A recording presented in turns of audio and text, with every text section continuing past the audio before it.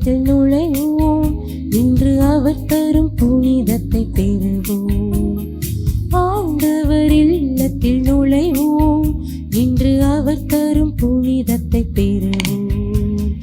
அவரது சந்நிதி அமர்ந்திடுவோம், அவரது சந்நிதி அமர்ந்திடுவோம்.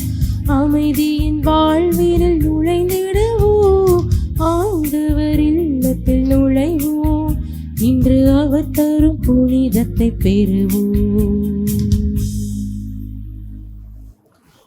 தந்தை மகன் தூய ஆவியாரின் பெயராலே ஆமென். நம் ஆண்டவராகிய இயேசு கிறிஸ்துவின் அருளும் கடவுளின் அன்பும் தூய ஆவியாரின் நட்புறவும் உங்கள் அனைவரோடும் இருப்பதாக.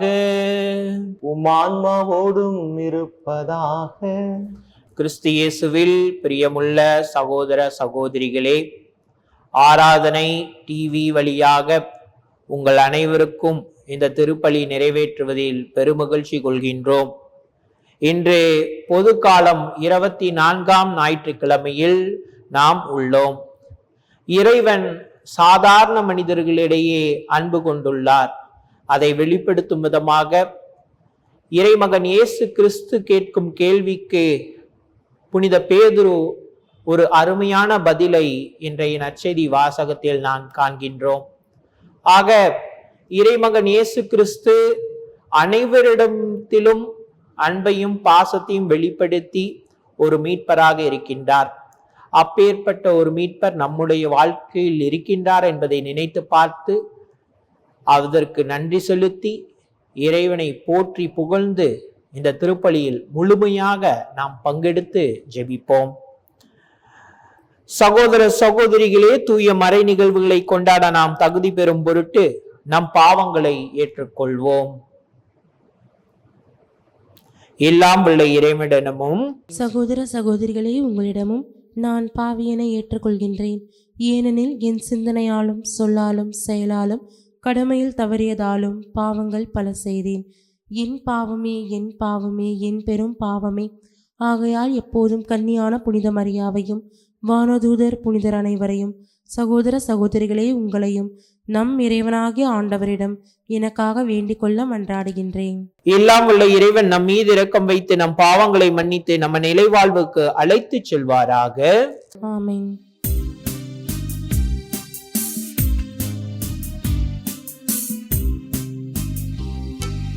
ஆண்டவரே இரக்கமாயிரும், ஆண்டவரே இரக்கமாயிரும். கிறிஸ்துவே இரக்கமாயிரும், கிறிஸ்துவே இரக்கமாயிரும். ஆண்டவரே இரக்கமாயிரும், ஆண்டவரே இரக்கமாயிரும்.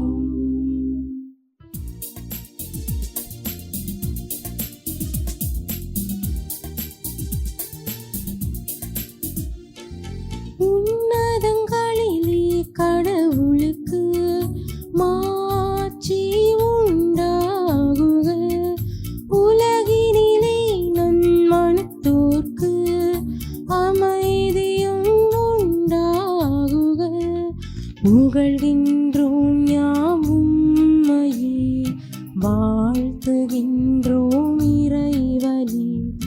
உமக்கு ஆராதனை புரிந்து உம்மை மாட்சிப்படுத்துகின்றோம் யாம்.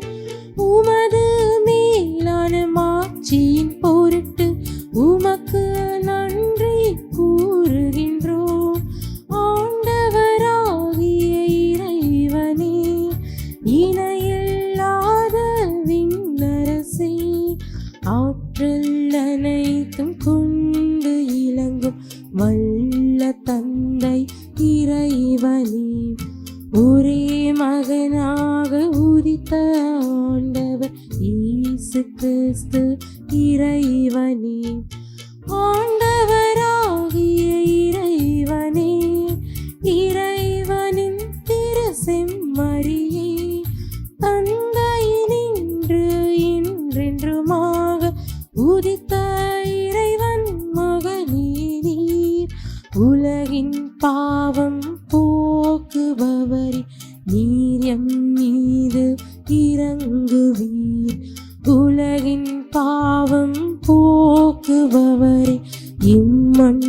மன்றாட்டை ஏற்றருள்வீர். தந்தையின் வலப்பக்கம் வீற்றிருப்பவரே, நீர் எம் மீது இறங்குவீர். ஈரனில் இயேசு கிறிஸ்துவே, நீரொருவரே தூயவர், நீரொருவரே ஆண்டவர், நீரொருவரே உன்னதர். தூய ஆவியாரோடு தந்தை இறைவனின் மாட்சியில் இருப்பவர் நீரே. ஆ ஆ ஆ ஆமீனா ஆ ஆ ஆமீன். ஜெபிப்போமாக. அனைத்தையும் படைத்தவரும் ஆளுபவருமான இறைவா, எங்களை கண்ணோக்கியருளும். அதனால் உமது பரிவிரக்கத்தின் செயலாற்றலை உய்த்துணர்ந்து உமக்கு முழு இதயத்தோடு நாங்கள் ஊழியம் புரிய அருள் புரிவீராக. உமோடும் தூய ஆவியாரின் ஒன்றிப்பில் இறைவனாய் என்றென்றும் வாழ்ந்து ஆட்சி செய்கிற எங்கள் ஆண்டவராகிய இயேசு கிறிஸ்து வழியாக உம்மை மன்றாடுகின்றோம். ஆமென். முதல் வாசகம். அடிப்போருக்கு என் முதுகையும் தாடியை பிடுங்குவோருக்கு என் தாடையும் ஒப்புவித்தேன். இறைவாக்கினர் எசையா நூலிலிருந்து வாசகம். அதிகாரம் 50, இறைவசனங்கள் 5-9 முடிய. ஆண்டவராகிய என் தலைவர் என் செவியை திறந்துள்ளார். நான் கிளர்த்தெழவில்லை, விலகி செல்லவும் இல்லை. அடிப்போருக்கு என் முதுகையும் தாடியை பிடுங்குவோருக்கு என் தாடையும் ஒப்புவித்தேன். நிந்தனை செய்வோருக்கும் காரி உமிழ்வோருக்கும் என் முகத்தை மறைக்கவில்லை. ஆண்டவராகிய என் தலைவர் துணை நிற்கின்றார். நான் அவமானம் அடையேன், என் முகத்தை கற்பாறை ஆக்கிக் கொண்டேன். இழிநிலை நான் அடைவதில்லை என்று அறிவேன். நான் குற்றமற்றவன் என எனக்கு தீர்ப்பு வழங்குபவர் அருகில் உள்ளார். என்னோடு வழக்காடுபவன் எவன்? நாம் இருவரும் எதிர் எதிரே நிற்போம். என் மீது குற்றம் சாட்டுபவன் எவன்? அவன் என்னை நெருங்கட்டும். இதோ ஆண்டவராகிய என் தலைவர் எனக்கு துணை நிற்கின்றார். நான் குற்றவாளி என தீர்ப்பிட யாரால் இயலும்? ஆண்டவரின் அருள்வாக்கு. இறைவனுக்கு நன்றி. திருப்பாடல் 116. நமது பதிலுரை. உயிர் வாழ்வோர் நாட்டில் நான் ஆண்டவர் திருமுன் வாழ்ந்திடுவேன்.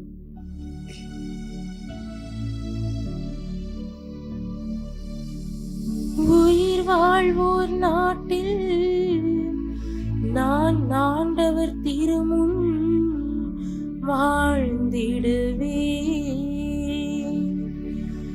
உயிர் வாழ்வோர் நாட்டில் நான் ஆண்டவர் திருமுன் வாழ்ந்திடுவேன். ஆண்டவர் மீது அன்பு கூறுகின்றேன். ஈரரில் எனக்கு இறங்குமாறு நான் எழுப்பிய குரலை அவர் கேட்டருளினார். அவரை நான் மன்றாடிய நாளில் எனக்கு அவர் செவி சாய்த்தார். உயிர் வாழ்வோர் நாட்டில் நான் ஆண்டவர் திருமுன் வாழ்ந்திடுவேன். சாவின் கயிறுகள் என்னை பிணித்து கொண்டன, பாதாளத்தின் துன்பங்கள் என்னை பறித்து கொண்டன. துன்பமும் துயரமும் என்னை ஆட்கொண்டன. நான் ஆண்டவரது பேரை தொழுதேன். ஆண்டவரே என் உயிரை காத்தருளும் என்று கெஞ்சினேன். உயிர் வாழ்வோர் நாட்டில் நான் ஆண்டவர் திருமுன் வாழ்ந்திடுவேன். ஆண்டவர் அருளும் நீதியும் கொண்டவர், நம் கடவுள் இரக்கம் உள்ளவர். எளிய மனதோரை ஆண்டவர் பாதுகாக்கின்றார். நான் தாழ்த்தப்பட்ட போது எனக்கு மீட்பளித்தார்.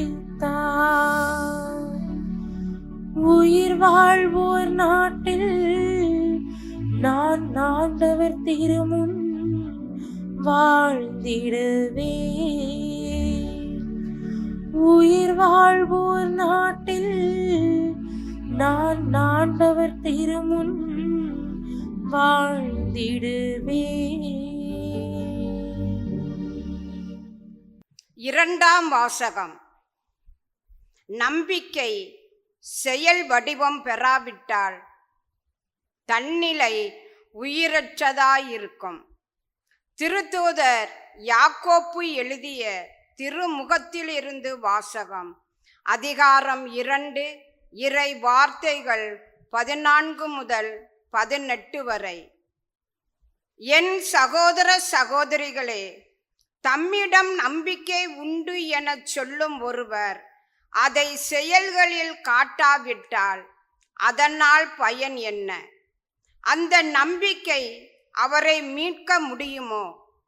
ஒரு சகோதரன் அல்லது ஒரு சகோதரி போதிய உடையும் அன்றாட உணவும் இல்லாதிருக்கும் போது அவர்கள் உடலுக்கு தேவையானவை எவற்றையும் கொடாமல் உங்களுக்குள் ஒருவர் அவர்களை பார்த்து நலமே சென்று வாருங்கள், குளிர் காய்ந்து கொள்ளுங்கள், பசியாற்றி கொள்ளுங்கள் என்பார் என்றால் அதனால் பயன் என்ன? அதை போலவே நம்பிக்கையும் செயல் வடிவம் பெறாவிட்டால் தன்னிலே உயிரற்றதாயிருக்கும். ஆனால் ஒருவரிடம் நம்பிக்கை இருப்பது போல் இன்னொருவரிடம் செயல்கள் இருக்கின்றன என யாராவது சொல்லலாம். அதற்கு என் பதில், செயல்கள் இன்றி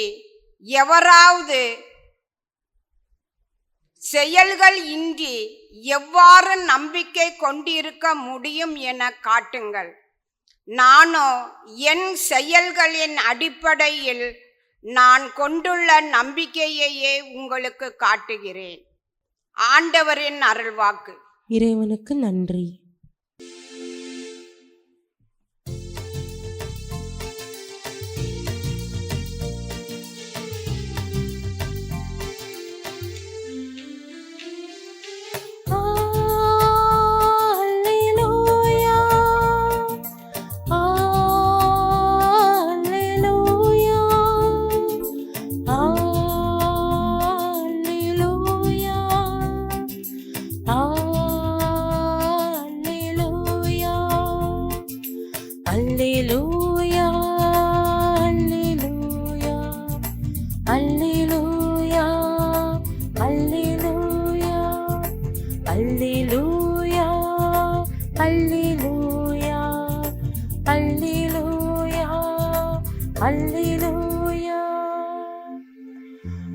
நானோ நம் ஆண்டவர் இயேசு கிறிஸ்துவின் சிலுவையை அன்றி வேறு எதை பற்றியும் ஒருபோதும் பெருமை பாராட்ட மாட்டேன்.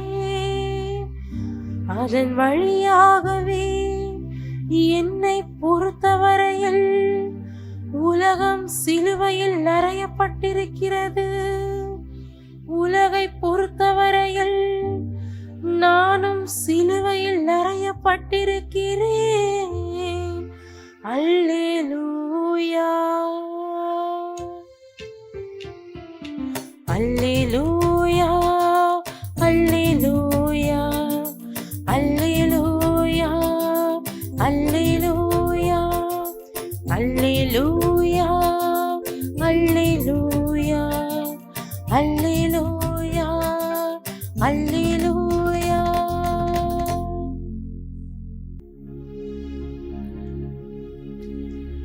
ஆண்டவர் உங்களோடு இருப்பாராக. உம் ஆன்மாவோடும் இருப்பாராக. மார்க்கு எழுதிய தூய நற்செய்தியிலிருந்து வாசகம். ஆண்டவரே மாட்சி உமக்கே. பிரிவு 8 இறை வார்த்தைகள் 27 தொடங்கி 35 வரை. காலத்தில் இயேசு தம் சீடருடன் பிலிப்பு சிசரியாவை சார்ந்த ஊர்களுக்கு புறப்பட்டு சென்றார். வழியில் அவர் தம் சீடரை நோக்கி, நான் யார் என மக்கள் சொல்கிறார்கள் என்று கேட்டார். அதற்கு அவர்கள் அவரிடம், சிலர் திருமுழுக்கு யோவான் எனவும், வேறு சிலர் எலியா எனவும், மற்றும் சிலர் இறை வாக்குனருள் ஒருவர் எனவும் சொல்கின்றனர் என்றார்கள். ஆனால் நீங்கள் நான் யாரென சொல்கிறீர்கள் என்று அவர்களை கேட்க, பேதுரு மறுமொழியாக, நேர் மெசியா என்று உரைத்தார். தம்மை பற்றி எவரிடமும் சொல்ல வேண்டாம் என்று அவர்களிடம் அவர் கண்டிப்பாய் கூறினார். மானிட மகன் பலவாறு துன்பப்படவும், மூப்பர்கள், தலைமை குருக்கள், மறைநூல் அறிஞர்கள் ஆகியோரால் உதறி தள்ளப்பட்டு கொலை செய்யப்படவும் 3 நாட்களுக்கு பின் உயிர் தள்ளவும் வேண்டும் என்று இயேசு அவர்களுக்கு கற்பிக்க தொடங்கினார். இதையெல்லாம் அவர் வெளிப்படையாகவே சொன்னார். பேதுரு அவரை தனியே அழைத்து கனிந்து கொண்டார். ஆனால் இயேசு தம் சீடர்கள் பக்கம் திரும்பி பார்த்து பேதுருவிடம், என் கண்முன் இல்லாதே சார்த்தானே, ஏனெனில் நீ கடவுளுக்கு ஏற்றவை பற்றி எண்ணாமல் மனிதருக்கு ஏற்றவை பற்றியே எண்ணுகிறாய் என்று கடிந்து கொண்டார். பின்பு அவர் மக்கள் கூட்டத்தையும் சீடரையும் தம்மிடம் வரவழைத்து, என்னை பின்பற்ற விரும்பும் எவரும் தன்னலம் துறந்து தம் சிலுவையை தூக்கி கொண்டு என்னை பின்பற்றட்டும். ஏனெனில் தம் உயிரை காத்து கொள்ள விரும்பும் எவரும் அதை இழந்து விடுவர். என் பொருட்டும் நற்செய்தியும் பொருட்டும் தம் உயிரை இழக்கும் எவரும் அதை காத்து கொள்வார் என்றார். ஆண்டவரின் அருள்வாக்கு. கிறிஸ்துவே உமக்கு புகழ். கிறிஸ்து இயேசுவில் அன்பிற்கும் பாஸ்திருக்கும் இனிய அன்பான இறை மக்களே, பொதுக்காலத்தினுடைய 24வது ஞாயிறு மறையுறை சிந்தனையை உங்களோடு இந்த நாளில் பகிர்ந்து கொள்ள விரும்புகிறேன். இதுதான் என்னுடைய தலைப்பு. நான் யார் தெரியுமா? நான் யார் தெரியுமா? அடிக்கடி இந்த கேள்வியை நம்ம கேட்டிருப்போம் இல்லையா? இயேசுவே அந்த கேள்வியை கேட்கக்கூடிய நிலைமைக்கு இருக்கிறார். சமீபமா நான் ஒரு யூடியூப்ல ஒரு நகைச்சுவை காட்சி பார்த்தேன். வழக்கமா திரைப்படத்தில் நடக்கிற காரியங்கள் நம்ம மறையுறையில சொல்றது இல்லை, ஆனா இது ரொம்ப இந்த தலைப்போட ஒத்து போறதுனால நான் அதை சொல்லலாம்னு நினைக்கிறேன். என்னன்னா, ஒரு நகைச்சுவை காட்சி. வடிவேலு இப்படி நடந்து வருவாரு, ஒரு வேலையை அப்படி நடந்து வருவாரு. அங்கிட்டு இருந்து இன்னொரு நண்பர் அவர் வருவார். அவர் கேட்பாரு, கருப்பா குட்டையா கனமா சுருட்ட முடி வச்சிருக்க ஒருத்தர் தெரியுமா அப்படின்னு கேட்பார். வரிசை அப்படி கேட்பார், கனமா குட்டையா கருப்பா சுருட்ட முடி வச்சிருப்பாரு, உங்களுக்கு தெரியுமா அப்படின்னு. அதுக்கு அந்த வடிவேலுக்கு நகைச்சுவை நடிகர் சொல்லுவாரு, எனக்கு தெரியாதியா அப்படின்னு சொல்லுவாரு. இதை கேட்கறதான் கூப்பிட்டியா? நான் வேலைக்கு போயிட்டு இருக்கேன் அப்படின்னு சொன்னோம். நான் சொல்லுவேன், நில்லியா, இதுக்கு பதில் சொல்லிட்டு போ, வேற யாரும் அப்புறம் கேட்கறது நில்லு அப்படின்னு சொல்லிட்டு திருப்பி கேட்பார், கருப்பா கனமா குட்டையா சுருட்ட முடி வச்சிருப்பாரு, அவர் தெரியுமா அப்படின்னு. இன்னும் அவனோட பெரிய தொல்லையா போச்சு. சரி, இப்போ எனக்கு பேர் என்ன, அவர் பேர் என்ன அப்படின்னு கேட்கும்போது, பேர்லாம் தேவையில்லை, கனமா கருப்பா குட்டையா சுருட்ட முடி வச்சிருப்பார், அவர் தெரியுமா? திருப்பி அதே கேட்பாரு. அட, ஒரு அட்ரஸ், ஒரு டோர் நம்பர் அதெல்லாம் கூடிய அப்பதான் கண்டுபிடிக்க முடியும் அப்படின்னும் போது சொல்லுவார், அதெல்லாம் தெரியாது, கனமா கருப்பா குட்டையா சுருட்ட முடி வச்சிருப்பார், அவர் உனக்கு தெரியுமா தெரியாதா அப்படின்னு. அப்புறம் இடையில அவருக்குள்ள சண்டை வந்துடும். கடைசி அவர் சொல்லுவாரு, அது நான் தான், எவ்வளவு தூரம் நான் மக்கள்கிட்ட ரீச் ஆயிருக்கேன்னு தெரிஞ்சுக்கலாம்னு கேட்டா தெரியாதுன்றிய நீ அப்படின்னு சொல்லி வடிவேல போடி அடிப்பார். இந்த காமெடி நான் யோசிச்சு பாக்குறேன். இது கரெக்டா எனக்கு இன்னைக்கு இந்த விவிலியத்தோட பொருந்தி போறதா பாக்குறேன். இன்னைக்கு எல்லாருக்குமே நான் யாரு அப்படின்றத இந்த ஊர் எப்படி புரிஞ்சு வச்சிருக்குது அப்படின்னு தெரிஞ்சுக்கிறதுல அலாதி ஒரு ஆர்வம். என்னை பத்தி எனக்கு என்ன தெரிஞ்சிருக்கு அப்படின்றத குறிச்ச ஒரு தெளிவு இருக்கிறத காட்டிலும் என்னை பத்தி அடுத்தவங்க என்ன நினைக்கிறாங்க, எப்படிப்பட்ட ஒரு ஒரு கருத்துருவாகத்தை அந்த மக்கள் மத்தியில ஏற்படுத்தி இருக்கிறேன், தாக்கத்தை ஏற்படுத்தி இருக்கிறேன் அப்படின்றத தெரிஞ்சுக்கிறதுல மக்களுக்கு பெரிய ஆர்வம். அதனாலதான் நம்ம அடிக்கடி இந்த கேள்வியை கேட்போம், நான் யார் தெரியுமா, 2 பேருக்குள்ள வாக்குவாதம் வருதுன்னா நான் யார் தெரியுமா அப்படின்னு சொல்லி நம்ம அடிக்கடி அந்த கேள்வியை கேட்கிறது உண்டு. இன்னைக்கு இயேசுவே அந்த கேள்வியை கேட்கிறாரு. எப்படி கேட்கிறாரு? என்னை பத்தி மக்கள் என்ன பேசிக் கொள்கிறார்கள் அப்படின்ற கேள்வியை கேட்கிறார். அதை எந்த இடத்துல வச்சு கேட்கிறாரு அப்படின்றது நமக்கு தெரிஞ்சாதான் இந்த கேள்வி நீங்களும் நானும் இந்த சமூகம் பொது பார்வையில கேட்கிற நான் யார் தெரியுமா அப்படின்னு கௌரவத்துக்கான கேள்வி அல்ல, அது ஒரு கருமையப்பட்ட கேள்வி அப்படின்றது நமக்கு தெரியணும்னா பின்புலம் தெரியணும். இயேசு இந்த கேள்வியை தன்னுடைய சீடர்களிடம் எங்க வச்சு கேட்கிறாரு அப்படின்னா பிலிப்பு செசரியா அப்படின்ற ஒரு இடத்துல வச்சு கேட்கிறார். அப்ப பிலிப்பு செசரியான்றது என்ன அப்படின்னா, அரசன் பிலிப்பு ரோமை பேரரசன் செசரியாவுடைய நினைவாக ஒரு நகரத்தை கட்டி எழுப்புகிறார். அது மலையிலிருந்து பூமியிலிருந்து 1150 அடி உயரத்தில் இருக்கிற ஒரு மலை நகரம். அது நல்ல ஒரு கொஞ்சம் குளுமையான ஒரு பகுதியாகவும் இருக்கிறது. கொஞ்சம் நல்ல பகுதி, நல்ல சுதர்சனம் நிலை அதிகம் அருமையாக இருக்கக்கூடிய அந்த பகுதி. அந்த பிலிப்பு செசரியாவுக்கு இருக்க சிறப்பு என்ன அப்படின்னா, பல தெய்வ கோயில்கள் அங்கதான் இருக்குது. ரோமை கடவுளுக்கு அந்த கோயில் இருக்கிறது, பேகன் கடவுளுக்கு கோயில் இருக்குது, செசரியா பேரரசனுக்கு என்று ஒரு பளிங்கு கோயில் அங்க இருக்குது. அப்படி பல தெய்வங்களுக்கான கோயில்கள் அங்க இருக்கிறது. அதை ஒரு ஒரு திருயாத்திரை தலமாக பல மக்களும் வந்து போகக்கூடிய அந்த இடத்துல வச்சு இயேசு ஆண்டவர் கேட்பதற்கு காரணம், இத்தனை கடவுளை பற்றி என்னுடைய சீடர்கள் அறிந்து வைத்திருக்கிறார்கள், இத்தனை கடவுள்களை பற்றி அறிந்து வைத்திருக்கிறார்கள், தன்னை குறித்த புரிதல் என்னுடைய சீடர்களுக்கு என்ன இருக்கிறது அப்படின்றத தெரிந்து கொள்ளும் விதமாகத்தான் இந்த பிலிப்பு செசரியா அந்த பகுதியில வச்சு ஆண்டவர் இந்த கேள்வியை கேட்கிறாரு. ஒரு பக்கம் செசரியாவுக்கு வணக்கம் செய்யக்கூடியவர்கள், பேகன் தெய்வத்தை பாகால் கடவுளை வழிபடக்கூடியவர்கள் இருக்கிறார்கள், அப்புறம் சிசரியாவுடைய கடவுளை வழிபடக்கூடியவர்கள் இருக்கிறார்கள். இதற்கு மத்தியில என்னுடைய சீடர்கள் அல்லது இந்த மக்கள் தன்னை குறித்து என்ன பேசுகிறார்கள் அப்படின்னு தெரிஞ்சு கொள்ள வேண்டும் அப்படின்றதுக்காண்டி இந்த கேள்வியை கேட்கிறார். தன்னை குறித்த தெளிவு இல்லாமலோ தன்னை குறித்த ஒரு பொருள் உணர்வு இல்லாமலோ இயேசு ஆண்டவர் கேட்கவில்லை. தான் கொண்டிருக்கிற இந்த எண்ணமும் என்னை குறித்து நான் கொண்டிருக்கிற அந்த வெளிப்பாடும் அந்த புரிதலும் என் மக்களுக்கும் என்னால் அழைக்கப்பட்ட சீடர்களுக்கும் இருக்கிறதா அப்படி என்பதை தெரிந்து கொள்வதற்காக இயேசு இந்த கேள்வியை கேட்பதாக நான் பார்க்கிறேன். பொதுவாக நான் யார் தெரியுமா அப்படின்ற கேள்வி 2 வெளிப்படுத்தும். என்ன அப்படின்னா, மற்றவர்கள் என்னை பற்றி எப்படி தெரிந்து வைத்திருக்கிறார்கள் என்பதை தெரிந்து கொள்வதற்கும் எப்படி தெரிந்து வைத்திருக்க வேண்டும் அப்படின்றத தெரிஞ்சுக்கிறதுக்கு இந்த கேள்வியை கேட்போம்.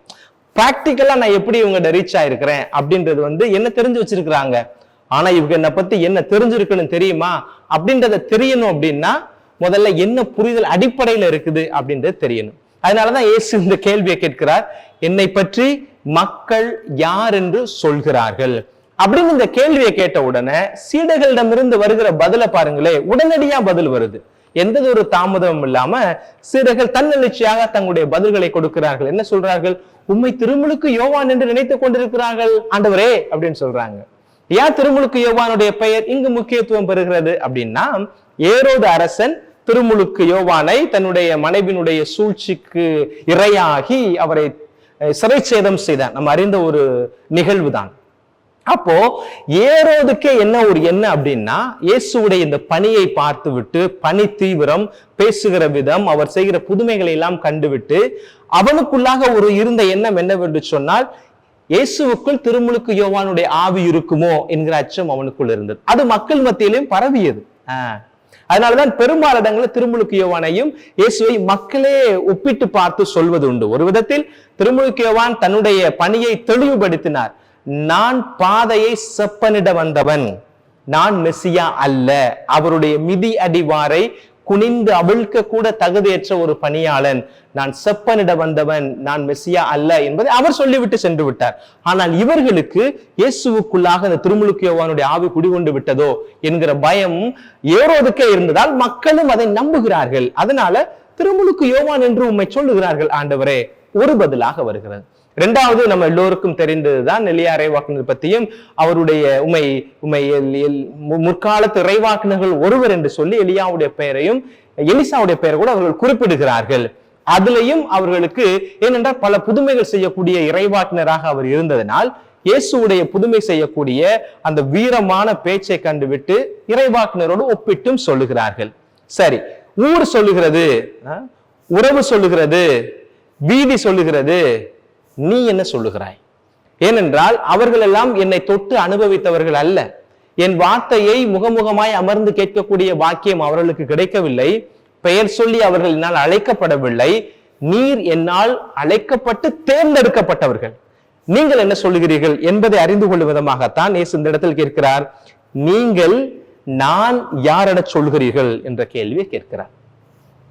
ஊர் என்ன சொல்லுது அப்படின்னு கேட்கும் போது பல பக்கத்துல இருந்து பறந்து வந்த பதிலு நீ என்ன சொல்றேன்னு ஆண்டவர் கேட்கிற பொழுது ஒரு தயக்கமான நிலை ஏற்படுகிறது. அப்படின்னா என்ன அர்த்தம் அப்படின்னா அவர்களுக்கே ஒரு குழப்பம். பல பக்கமும் பல செய்தி வந்ததுனால நான் என்ன நினைக்கிறேன்னா disciples they cannot come to the conclusion who Jesus really is. அந்த ஒரு சூழ்நிலையில் இருக்கிறார்கள். இயேசுடைய உண்மையான அந்த முகம் என்ன, அதன் உண்மையான எசன்ஸ், அதனுடைய அந்த எசன்ஸ் என்ன அப்படின்னு அவர்களுக்கு தெரியல. குறைந்தபட்சம் திருமுழுக்கு யோவான் முன் வந்து சொல்லுகிறார், நீர்தான் மெஸ்ஸியா, வாழும் கடவுளின் மகன் என்று சொல்லுகிறார். நீர்தான் மெஸ்ஸியா. இந்த பதிலை கேட்டவுடன் தான் இயேசுவுக்குள்ளாக ஒரு நம்பிக்கை பிறக்கிறது. சரி, இதுதான் சரியான தருணம். குறைந்தபட்சம் இந்த குழுவினுடைய தலைவராக இருக்கிற பேதுருவுக்காவது நான் யார் என்பது தெளிவாய் பட்டிருக்கிறது என்று உணர்ந்து அந்த இடத்துலதான் ஆண்டவர் தன்னுடைய பாடுகளையும் உயிர்ப்பையும் வெளிப்படுத்துகிறார். மார்க் நற்செய்தி 34, 35 பின்வரும் பகுதிகள் அதற்கான தெளிவை கொடுக்கிறது. அப்பதான் ஆண்டவர் சொல்லுகிறார், தன்னுடைய பாடுகளை உயிர்ப்பை அறிவிக்கிறார். இதை கேட்ட உடனடியாக தன்னுடைய பதிலை எப்படி கொடுக்கிறார் என்று சொன்னால், பேதுரு, ஆண்டவர் இது உனக்கு வேண்டாம், தனியே அழைத்து அவரை கடிந்து கொண்டார். மார்க் நற்செய்தி 8:32 இன்னைக்கு வாசிக்க கேட்டோம் இல்லவா? இயேசுவை தனியே அழைத்து அவர் கடிந்து கொண்டார். விவிலியம் அப்படி சொல்லுகிறது. ஏன் அப்படின்னா பேதுருடைய பவுல் அங்கிருந்த அனைத்து சீடர்களுடைய பதிலாகத்தான் பார்க்கப்படும். அனைத்து சீடர்கள் பதிலாக பார்க்கப்படுகிறது. மெஸ்ஸியா என்ற உடனே அவர் வான்மேகங்களில் இருந்து இறங்கி வரக்கூடியவராகவோ அல்லது வல்லமையான ஒரு ஆட்சி அமைக்கக்கூடிய ஒரு தீரமான ஒரு தெளிவான ஒரு அரசு அமைய போகிறது என்ற நம்பிக்கையில் பேதுரு அவரை மெஸ்ஸியா என்று சொல்லுகிறார். ஆனால் இயேசு ஆண்டவர் பேதுரு சற்றும் எதிர்பார்க்காத ஒரு பதிலை கொடுக்கிறார். தான் அடிபட்டு இறக்க போவதாகவும் அதற்கு பிறகு உயிர்ப்பு இருக்க போவது என்று சொன்ன உடனே பேதுருவால் அதை சற்று கூட ஜீரணித்துக் கொள்ள முடியவில்லை. இயேசுவை கடிந்து கொள்கிறார். அப்போ மெஸ்ஸியா என்று சொன்ன பேதுருவுக்கு இருந்த எதிர்பார்ப்பு வேறு, இயேசு சொல்லுகிற மெஸ்ஸியாவுடைய அந்த சாரம் என்பது வேறு. இயேசு என்ன சொல்லுகிறார் பாருங்களேன், என்னை பின்பற்ற விரும்பும் எவரும் தன் நலம் துறந்து என்னை பின்பற்றட்டும். ஏனெனில் தன் உயிரை காத்து கொள்ள விரும்பும் எவரும் அதை இழந்து விடுவார். என் பொருட்டு தன் உயிரை இழக்கும் எவரும் அதை காத்து கொள்வார். மார்க் நற்செய்தி 8வது அதிகாரம் 34, 35 வசனம். ஒரு ராஜ வாழ்க்கைக்கு வரப்போகிறார். ஒரு அரண்மனையினுடைய கிளைகளாக அமைச்சர்களாக நாம் வரப்போவதற்கான வாய்ப்புகள் கண்ணுக்கு முன் பிரகாசமாய் தெரிகிறது என்ற உணர்வோடு பேதுரு அறிக்கையிடுகிறார் மெஸ்ஸியா என்று. ஆனால் எப்பேற்பட்ட மெஸ்ஸியாவை நாம் எதிர்பார்த்து கொண்டிருக்கிறோம். இப்படிப்பட்ட ஒரு மெஸ்ஸியாவை இயேசு நமக்கு அறிமுகப்படுத்துகிறாரே, தன்னலம் துறக்க வேண்டும் என்கிறாரே, உயிரை இழக்க வேண்டிய சூழல் வரும் என்கிறாரே. இதைத்தான் அவர்கள் கடிந்து கொள்கிறார்கள். காரணம், அவர்களுக்கு அப்போது இருந்த புரிதல் அவ்வளவுதான். திருத்தூதர்களை குறை சொல்வதற்கு இங்கு வேலை இல்லை. அவர்களுடைய புரிதல் அவ்வளவுதான் அன்றைக்கு இருந்தது. ஆனால் இன்றைக்கு அப்பேற்பட்ட நிலைமை அல்ல. நாம் மறைக்கல்வி கற்றிருக்கிறோம், தூய ஆவினால் திருமுழுக்கு திடப்பட்டிருக்கிறோம். நம்முடைய பதில் எப்படியாக இருக்க வேண்டும் என்று ஆண்டவர் நம்மை பார்த்து கேட்கிறார். எப்படிப்பட்ட ஒரு வார்த்தையை எதிர்பார்க்கிறார் ஆண்டவர்? நீர் என்னை நம்புகிறாய். நம்புகிறோம், நம்பிக்கையில ஒரு மாற்றமும் இல்லை. இன்றைக்கு இந்த நிலைமையில சீடர்களை வைத்து பார்க்கிற பொழுது அவர்களை விட நம்முடைய நம்பிக்கை ஆழமாக இருக்கிறது. இன்றைக்கு நாம் அப்படிப்பட்ட ஒரு பதிலை சொல்ல போவது அல்ல. ஆனால் நம்முடைய நம்பிக்கை அடுத்த தளத்திற்கு நகர்ந்து சென்றிருக்கிறதா என்பதை இன்றைய 2வது வாசகம் நமக்கு தெளிவுபட சொல்கிறது. 2வது வாசகத்தினுடைய பின்னணி என்ன? தம்மிடம் நம்பிக்கை உண்டு என்று சொல்லும் ஒருவர் அதை செயலிலே காட்டாவிட்டால் அதனால் பயன் என்ன? அந்த நம்பிக்கை அவரை மீட்க முடியுமா? யாக்கோபு 2வது அதிகாரத்தில் இருக்கிற 14வது வசனம் சொல்லுகிறது, தம்மிடம் நம்பிக்கை உண்டு என்று சொல்லும் ஒருவர் அதை செயலிலே காட்டாவிட்டால் அதனால் என்ன பயன்? அந்த நம்பிக்கை அவரை மீட்க முடியுமா என்று கேட்கிறார். பிரியமான இறை பிள்ளைகளே, இன்றைக்கு நாம இதைத்தான் யோசிக்கணும்னு நினைக்கிறேன். நான் யார் பெரியவர் அப்படின்றதுல இயேசு தொடங்கி அவர் கொடுத்த பதிலுக்கு பின்னாடி வருகிற யாக்கோபு திருமுகத்தோடு தொடர்பு படுத்தி பார்த்தோம் அப்படின்னா, நம்மிடம் நம்பிக்கை இருக்கிறது, அது செயலில் எப்படி வெளிப்படுகிறது என்பதை நாம் சற்று சீர்தூக்கி பார்க்க வேண்டும். இன்றைக்கு நம்முடைய நம்பிக்கையை நம்ம எப்படி வெளிப்படுத்துகிறோம் பாருங்களேன். பெரும்பாலான நேரங்களில் கத்தோலிக்க சமூகம் தன்னுடைய நம்பிக்கையை ஆலயத்திற்கு செல்லுதல், நவநாள் பச்சுமைத்துகளில் பங்கெடுத்தல், திரியாத்திரை செல்லுதல், விரதம் இருத்தல், ஜெபமாலை செபித்தல், சில ஆன்லைன் குழுக்களோடு சேர்ந்து ஜெபம் செய்தல், தேவையான நேரங்களிலே ஆலயத்தில் அழைப்பு வருகிற பொழுதும் அல்லது தினசரி திருப்பலியிலும் காணிக்கைகளை நன்கொடைகளை கொடுத்தல் என்ற காரியங்களை, சராசரியான காரியங்களை செய்துவிட்டு ஒரு நம்பிக்கை வாழ்வு வாழ்ந்து கொண்டிருக்கிறோம், நம்பிக்கை வாழ்வை வாழ்ந்து கொண்டிருக்கிறோம் என்ற மாய நிழலான ஒரு நம்பிக்கையில் வாழ்ந்து கொண்டிருக்கிறோம். ஆனால் யாக்கோபு இன்றைக்கு சொல்லுகிறார், நீங்கள் கொண்டிருக்கிற நம்பிக்கையை உன்னுடைய செயலில் காட்டாவிட்டால் அந்த நம்பிக்கையினால் என்ன மீட்பு உனக்கு வந்துவிட முடியும் என்கிற கேள்வி நமக்கு முன்பாக வைக்கிறார். பிரியமான இறை பிள்ளைகளே, நம்முடைய நம்பிக்கை இயேசுவில் கொண்டிருக்கிற புரிதலில் வெளிப்பட வேண்டும். இயேசுவில் கொண்டிருக்கிற புரிதலில் வெளிப்பட வேண்டும். இன்னைக்கு இயேசுவை குறித்த பலவிதமான புரிதல்கள் இருக்கிறது. இப்போ நான் வாழ்கிற இந்த பிலிப்பைன்ஸ் நாட்டுல சர்ச் ஆஃப் கிரைஸ்ட் மோன்ஸ் என்று சொல்லுவார்கள். ஒரு சமூகம் இருக்கிறது, ஒரு சின்ன ஒரு Catholic community. It's called so called rich Catholic community அப்படின்னு கூட சொல்லலாம்.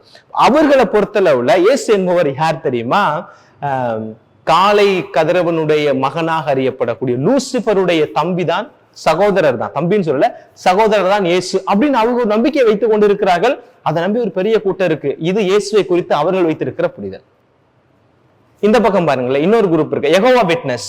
அவங்க என்ன சொல்றாங்க? இயேசுவை பத்தி சொல்லுகிற பொழுது, இயேசு என்பவர் யார் என்று சொன்னால் அவர்களுக்கு அதிதூதர் மிக்கேல் இருக்கிறார் பத்தியா, அவர் எப்படி கடவுளுக்கு மகனா இருந்தாரோ அதே போல இவரும் ஒரு கடவுளுடைய மகன். கடவுளுக்கு பல மகன்கள் இருப்பது போல இயேசுவும் ஒரு மகன். இது யெகோவா விட்னஸ் உடைய நம்பிக்கை. இஸ்லாத்துடைய நம்பிக்கை என்ன? இஸ்லாமியர்கள் எப்படி இயேசுவை ஏற்றுக்கொள்கிறார்கள்? அவர்கள் இயேசுவை நம்புகிறார்கள், ஏற்றுக்கொள்கிறார்கள். எப்படி என்று சொன்னால், இந்த இஸ்ரேல் மக்களுக்கு வாழ்க்கைக்கான முன்மாதிரியை காட்டுவதற்கு அல்லாவால் தேர்ந்தெடுக்கப்பட்ட ஒரு இறைவாக்கினர் தான், ஒரு இறைமகன் தான், அல்லது அல்லாவால் தேர்ந்தெடுக்கப்பட்ட ஒரு மனிதர் தான் இயேசு என்று அவர்கள் நம்புகிறார்கள். ஒரு கடவுள் நம்பிக்கை இல்லாத நாத்திகவாதி எப்படி இயேசுவை ஏற்றுக்கொள்கிறார் என்று சொன்னால், வரலாற்றில் வாழ்ந்த மரியாள் என்கிற பெண்ணுடைய மகனாக அவர்கள் ஏற்றுக்கொள்கிறார்கள். புரியுதா? இயேசுவை குறித்த பல புரிதல்கள் இருக்கிறது. நம்முடைய புரிதல் என்ன? நம்முடைய புரிதல் என்னவென்று சொன்னால், நம்பிக்கையில் வேரூன்றி செயலில் வெளிக்காட்ட வேண்டும் என்று அழைப்பு கொடுப்பவர் நம் ஆண்டவர் இயேசு கிறிஸ்து. அதைத்தான் அவர் நமக்காக செய்து வந்தார். எப்பேற்பட்ட கடவுள் அவர்! பிலிப்பியர்களின் திருமுகம் 2வது அதிகாரம் 6 முதல் 8 வரை உள்ள வசனம் சொல்லுகிறது இல்லையா? நம்முடைய புரிதல் இப்படியாக இருக்க வேண்டும் இயேசுவை குறித்து. நான் உங்களை கேட்கிறேன், இயேசு உங்களுக்கு யார்? நீங்கள் என்னை கேட்கிறீர்கள். கத்தோலிக்க திருச்சபை குருவானவராக இருக்கிற இயேசுவை நீங்கள் எப்படி புரிந்து வைத்திருக்கிறீர்கள்? கடவுள் வடிவில் விளங்கிய அவர், கடவுளுக்கு இணையாக இருக்கிற அந்த நிலையை வலிந்து பற்றி கொண்டிருக்க வேண்டிய ஒன்றாக அவர் கருதவில்லை. மாறாக அவர் தம்மையே வெறுமையாக்கி அடிமையின் வடிவை ஏற்றவர், மனித உருவில் தோன்றி சாவை ஏற்கும் அளவுக்கு, அதுவும் சிலுவை சாவை ஏற்கும் அளவுக்கு தம்மையே தன் தந்தைக்கு முன்பாக தாழ்த்தி கொண்டவர் நம் ஆண்டவர் இயேசு கிறிஸ்து. இந்த புரிதல் இருக்கும் பட்சத்தில் தான் நம்முடைய நம்பிக்கையை நம்மால் செயலிலே காட்ட முடியும். நம்முடைய நம்பிக்கையை நம்மால் செயலிலே காட்ட முடியும். இன்றைக்கு முதல் வாசகம் எசாயா புத்தகம் 50:6 என்ன சொல்கிறது? அப்போது தன் முதுகையும் தாடியை பிடுங்குவோருக்கு தன் தாடையும் ஒப்புவித்தேன், நிந்தனை செய்வோருக்கும் காரி மூழ்வோருக்கும் என் முகத்தை மறைக்கவில்லை. இதுதான் இயேசு கொண்டிருந்த அந்த தாழ்நிலை. இந்த தாழ்நிலையில் இருக்கிற கடவுள் நம்முடைய நம்பிக்கையை செயலில் காட்டுங்கள் என்று சொல்லுகிறார். எப்படி இயேசுவால் இப்பேற்பட்ட நிலைக்கு தன்னை தாழ்த்தி கொள்ள முடிந்தது என்று சொன்னால், தந்தையின் மீது கொண்டிருந்த அவருடைய நம்பிக்கையினுடைய செயல் வெளிப்பாடுதான் இவையெல்லாம். ஆக கத்தோலிக்க கிறிஸ்தவர்களாக இருக்கிற நாம் இன்றைக்கு இந்த ஒரு கேள்வியை கேட்க வேண்டும். என்னுடைய நம்பிக்கை செயலின் நீட்சியாக இருக்கிறதா, அல்லது என்னுடைய நம்பிக்கை ஆடம்பர கொண்டாட்டமாக இருக்கிறதா? ஆடம்பர கொண்டாட்டங்கள் தேவை. ஒரு கத்தோலிக்க குருவானவராக இருக்கிற நான் கொண்டாட்டங்கள் தேவையில்லை என்று சொல்லவே மாட்டேன். கொண்டாட்டங்கள் தான் வாழ்க்கையினுடைய அடுத்த கட்டத்திற்கு நம்மை உந்தி தள்ளும். ஆனால் இந்த கொண்டாட்டங்கள் எல்லாம் ஒரு சிறந்தி வலை போல பின்னப்பட்டு அதற்குள்ளாக அடைவிட்டு போய்விட்டது என்று சொன்னால், நம்பிக்கையும் முடமான ஒரு நம்பிக்கையாக மாறிவிடும். அந்த நிலையிலிருந்து அடுத்த நிலைக்கு போவது செயலில் நம்பிக்கை வெளிப்பட வேண்டும். அந்த செயல் வழி நம்பிக்கையில் தான் இந்த கத்தோலிக்க திருச்சபையினுடைய சாரம் இருக்கிறது. அந்த செயலைத்தான் ஆண்டவர் விரும்புகிறார். ஆலயத்திலிருந்து வெளிப்பட்டு, சடங்கு சம்பிரதாய காரியங்களிலிருந்து வெளிப்பட்டு, ஆடம்பர கொண்டாட்டங்களிலிருந்து தற்று வேறுபட்டு, பொதுமக்களோடு, இயலாதவர்களோடும் இல்லாதவர்களோடும் தன்னை அடையாளப்படுத்தி அவர்களுக்காக செய்கிற பணியில் நம்முடைய நம்பிக்கை வெளிப்படும். அதையும் கடந்து தன்னுடைய உண்மையின் வழியாக, உண்மையான வாழ்வின் வழியாக, ஒருபோதும் தீமைக்கும் அநீதிக்கும் சமரசம் இல்லாமல் நாம் வாழுகிற பொழுது அது சாட்சிய வாழ்வாக மாறும். அதையும் கடந்து இயேசுடைய வார்த்தைக்கு உயிர் கொடுக்க நிறைக்கிற ஒவ்வொரு நிமிடமும் நம்பிக்கை செயல் வடிவம் பெறுகிறது. இறுதியாக இந்த வசனத்தை சொல்லி நிறைவு செய்கிறேன். யாக்கோபு 2:18 சொல்லுகிறது அல்லவா, செயல்களின் அடிப்படையில் நாம் கண்டுள்ள நம்பிக்கையை காட்டுவோம். செயல்களின் அடிப்படையில் நாம் கொண்டிருக்கிற நம்பிக்கையை காட்டுவோம்.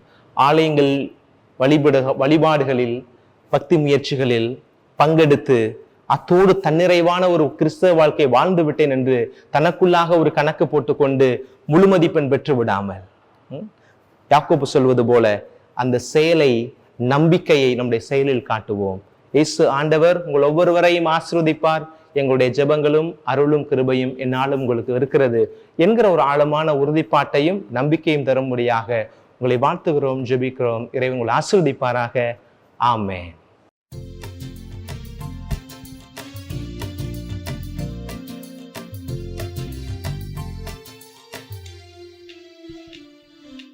விண்ணையும் மண்ணையும் படைத்தவராம் கடவுள் ஒருவர் இருக்கின்றார். தந்தை மகன் தூய ஆவியராய் ஒன்றாய் வாழ்வோரை நம்புகிறேன். தூய ஆவியின் வல்லமையால் இறை மகன் நமக்காய் மனிதரானார். கன்னி மரியிடம் பிறந்தவராய் இயேசுவை உறுதியாய் நம்புகிறேன். பிலாத்துவின் ஆட்சியில் பாடுபட்டார். சிலுவையில் இறந்து அடக்கப்பட்டார். மூன்றாம் நாளில் உயிர்த்தெழுந்தார்.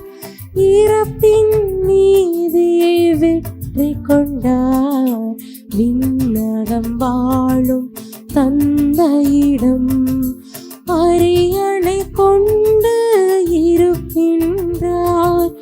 உலகம் முடியும் காலத்திலே நடுவாராய் திரும்பவும் வந்திடுவார். தூய ஆவியாரை நம்புகிறேன். பாரினில் அவர் துணை வேண்டுகிறேன். பாவ மன்னிப்பில் தூய்மை பெற்ற பரிகார வாழ்வில் நிலைத்திடுவேன். திரு அவை உரைப்பதை நம்புகிறேன். புனிதர்கள் உறவை நம்புகிறேன். உடலின் உயிர்ப்பை நிலை வாழ்வை உறுதியுடனே நம்புகிறேன். ஆமென். ஆமென்.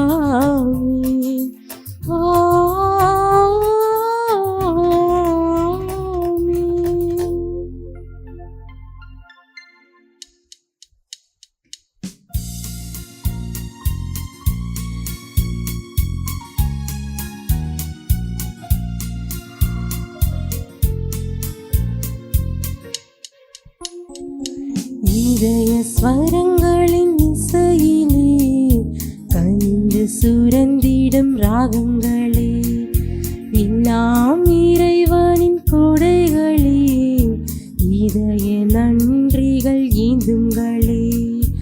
இதய ஸ்வரங்களின் இசையிலே கனிந்து சுரந்திடும் ராகங்களே, எல்லாம் இறைவனின் கொடைகளே, இதய நன்றிகள் ஏந்துங்களே.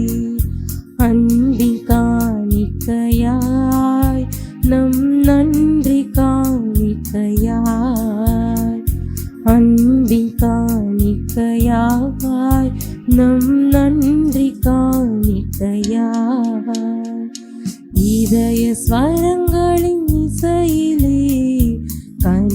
சுரந்திடும் ராகங்களே, எல்லாம் இறைவனின் கொடைகளே, இதய நன்றிகள் ஏந்துங்களே.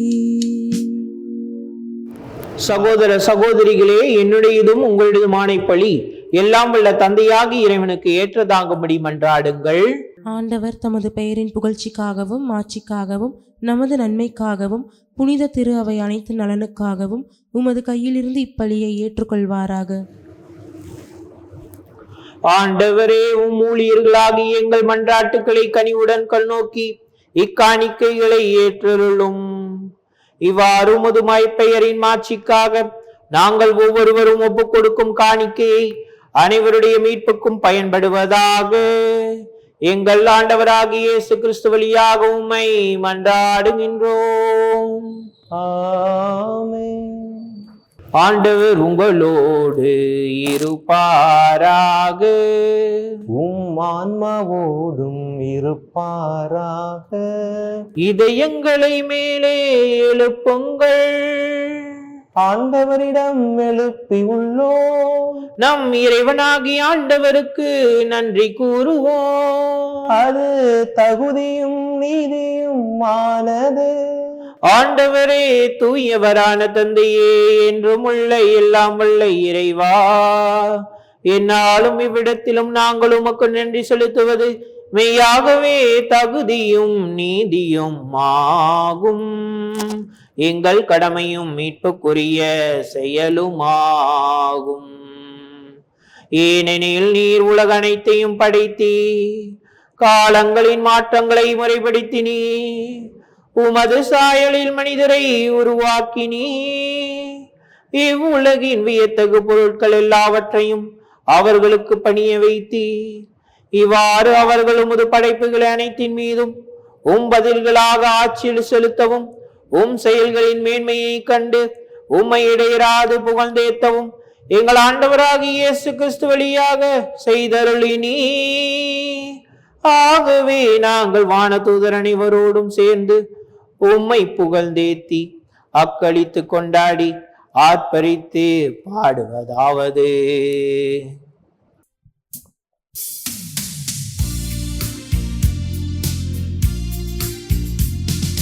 தூயவர் தூயவர் தூயவர், வான் படைகளின் கடவுளாம் ஆண்டவர். விண்ணகமும் மண்ணகமும் உமது மாட்சியால் நிறைந்துள்ளன. உன்னதங்களிலே ஓசன்னா, உன்னதங்களிலே ஓசன்னா. ஆண்டவர் பெயரால் வருகிறவர் ஆசி பெற்றவர். உன்னதங்களிலே ஓசன்னா, உன்னதங்களிலே ஓசன்னா. ஆண்டவரே, நீர் மெய்யாகவே தூயவர், தூய்மை அனைத்துக்கும் ஊற்று.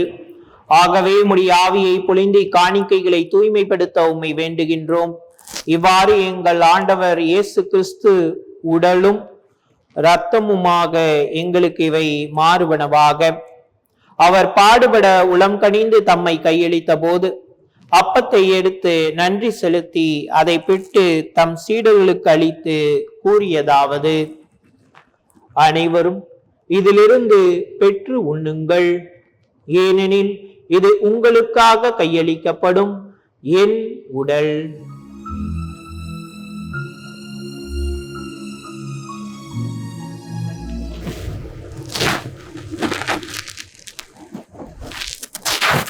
அவ்வண்ணமே இரவு விருந்தை அருந்திய பின் கிண்ணத்தையும் எடுத்து மீண்டும் உமக்கு நன்றி கூறி தம் சீடர்களுக்கு அளித்து அவர் கூறியதாவது: அனைவரும் இதிலிருந்து பெற்று பருகுங்கள், ஏனெனில் இது புதிய நிலையான உடன்படிக்கைக்குரிய என் இரத்தத்தின் கிண்ணம். இது பாவ மன்னிப்புக்கென்று உங்களுக்காகவும் பலருக்காகவும் சிந்தப்படும். இதை என் நினைவாக செய்யுங்கள்.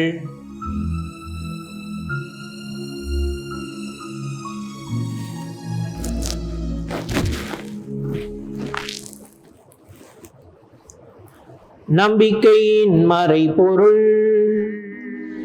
ஆண்டவரே, நீர் வருமளவும் உமது இறப்பினை அறிக்கையிடுகின்றோம், உமது உயிர்ப்பினையும் எடுத்துரைக்கின்றோம்.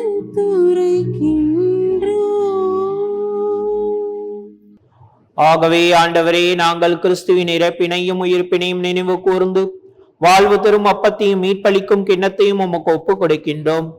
உம் திருமுன் நின்று உமக்கு ஊழியம் புரிய தகுந்தவர்கள் என எங்களை ஏற்றுக்கொண்டீர். எனவே உமக்கு நன்றி செலுத்துகின்றோம். மேலும் கிறிஸ்துவின் உடலிலும் இரத்தத்திலும் பங்கு கொள்ளும் எங்களை தூய ஆவியார் ஒன்று சேர்க்க வேண்டும் என உம்மை தாழ்மையுடன் மன்றாடுகின்றோம்.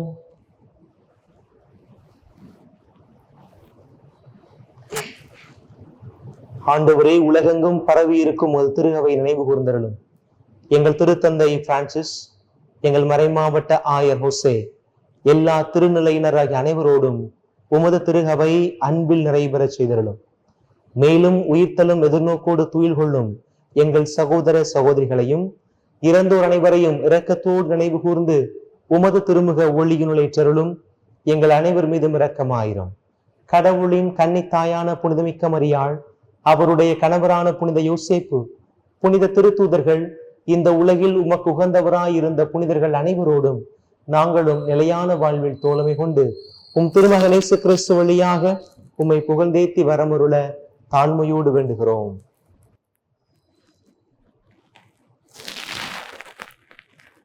இவர் வழியாக இவரோடு இவரில் எல்லாம் வல்ல இறைவனாகிய தந்தையே, தூயாவியாரின் ஒன்றிப்பில் எல்லா புகழும் ஆட்சியும் என்றென்றும் உமக்கு உரியதே. ஆமென், ஆமென், ஆமென்.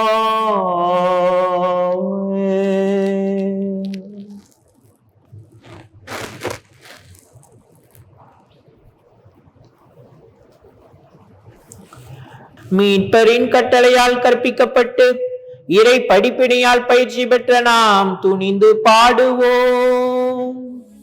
விண்ணுலகில் இருக்கிற எங்கள் தந்தையே, உமது பெயர் தூயது என போற்ற பெருக, உமது ஆட்சி வருக, உமது திருவுளம் விண்ணுலகில் நிறைவேறுவது போல மண்ணுலகிலும் நிறைவேறுக. எங்கள் அன்றாட உணவை இன்று எங்களுக்கு தாரும். எங்களுக்கு எதிராக குற்றம் செய்வோரை நாங்கள் மன்னிப்பது போல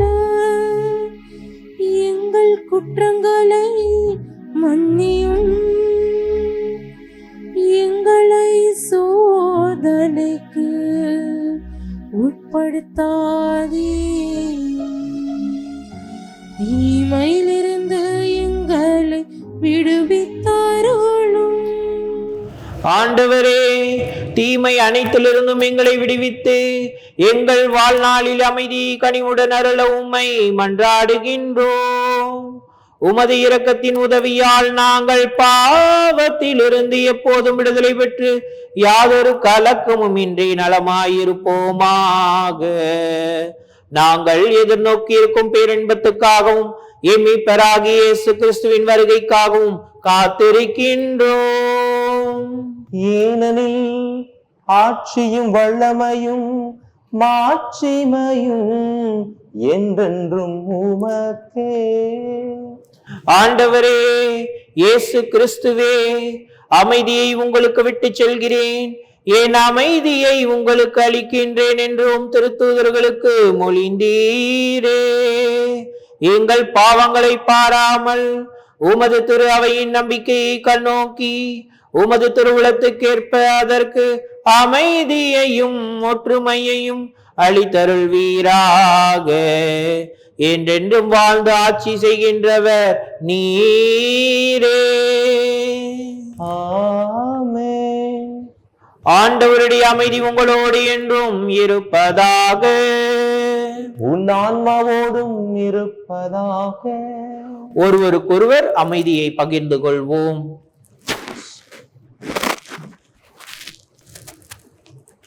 ஆண்டவர் இயேசு கிறிஸ்துவின் திருவுளம்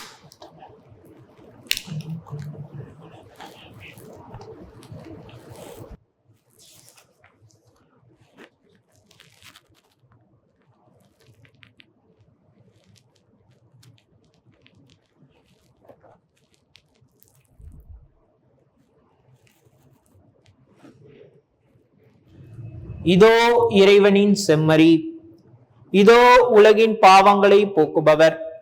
செம்மறியின் விருந்துக்கு அழைக்க பெற்றோர் பேறு பெற்றோர். ஆண்டவரே, நீர் என் இல்லத்தில் எழுந்தருள தகுதியற்றவன், ஆனால் ஒரு வார்த்தை மட்டும் சொல்லும், என் ஆன்மா குணமடையும். ஆசை திருவிருந்துக்கான மன்றாட்டு. ஆண்டவரே, நீர் என் இல்லத்தில் எழுந்தருள நான் தகுதியற்றவன், ஆனால் ஒரு வார்த்தை மட்டும் சொல்லி அருளும் என்று நூற்றுவர் தலைவன் ஜெபித்தது போல நாங்களும் இப்போது உம் திருப்பாதம் பணிந்து வேண்டுகிறோம். இனிய இயேசுவே, நாங்கள் தகுதியற்றவர்களாய் இருந்தாலும் எங்கள் தகுதியின்மையை பாராமல் நீர் எங்கள் உள்ளங்களில் எழுந்து வாரும். உம் அன்பிலும் அருளிலும் நாங்கள் நிலைத்திருக்க எம்முள் எழுந்து வாரும். உம் பிள்ளைகளாக உயிருள்ள உண்மை சாட்சிகளாக உமது நற்செய்தின்படி வாழ்பவர்களாக எங்களை உருமாற்ற வாரும். தந்தையின் திருவுளப்படி வாழ்ந்திட எங்களுக்கு துணை புரிந்திட வாரும். நன்மை செய்வதில் ஆர்வமுள்ளவர்களாய் தீமைகள் அனைத்திலிருந்தும் விடுதலை பெற்றவர்களாய் வாழவும் எங்களை வழிநடத்த வாரும். எல்லா நலன்களும் வளங்களும் எங்களை நிரப்ப வாரும். ஆமேன். ஜெபிப்போமாக. ஆண்டவரே, நாங்கள் பெற்றுக்கொண்ட விண்ணக கொடைகளின் செயலாற்றலால் எங்கள் மனதையும் உடலையும் ஆட்கொண்டுள்ள உம்மை வேண்டுகின்றோம். அதனால் நாங்கள் எங்கள் விருப்ப வெறுப்புகளுக்கு இடம் கொடுக்காமல் இத்திருவிருந்தின் பயனுக்கேற்ப வாழ்வோமாக. எங்கள் ஆண்டவராகிய இயேசு கிறிஸ்து வழியாக உம்மை மன்றாடுகின்றோம். ஆமென். ஆண்டவர் உங்களோடு இருப்பாராக. உம் ஆன்மாவோடும் இருப்பாராக. எல்லாம் வல்ல இறைவன் தந்தை, மகன், தூயாவியானவர் உங்களையும் உங்கள் குடும்பத்தாரையும் நிறைவாக ஆசீர்வதிப்பாராக. ஆமென். சென்று வாருங்கள், திருப்பலி நிறைவேறிற்று. இறைவனுக்கு நன்றி.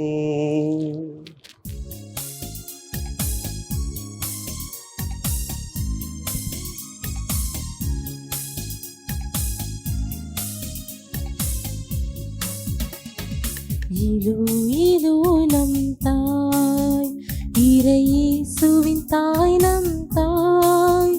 நீ கலங்காதே, நான் உன்னோடு என்றும் நலம் தரும் ஆரோக்கிய தாய். நீ கலங்காதே, நான் உன்னோடு என்றும் நலம் தரும் ஆரோக்கிய தாய். ஆவே ஆவே மரியா, ஆவே ஆவே மரியா, ஆவே ஆவே மரியா. இதோ இதோ நம் தாய்.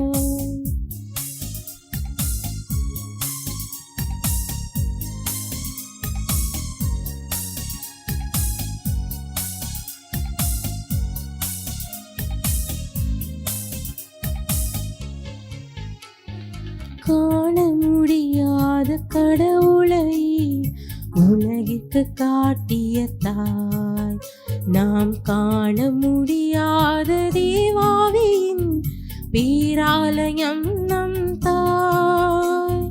காண முடியாத கடவுளையே உலகிற்கு காட்டிய தாய். நாம் காண முடியாத தேவாவியின் பேராலயம் நம் தாய். விடை காண முடியாத துயருண்டோ அவள் கருணை விடை கூறுமே. விடை காண முடியாத துயருண்டோ அவள் கருணை விடை கூறுமே. கருணை விடை கூறுமே. ஆவே ஆவே மரியா, ஆவே ஆவே மரியா, ஆவே ஆவே மரியா, ஆவே ஆவே மரியா, ஆவே ஆவே மரியா, ஆவே ஆவே மரியா, ஆவே ஆவே மரியா. தந்தை மகன் தூய ஆவியாரின் பெயராலே ஆமென்.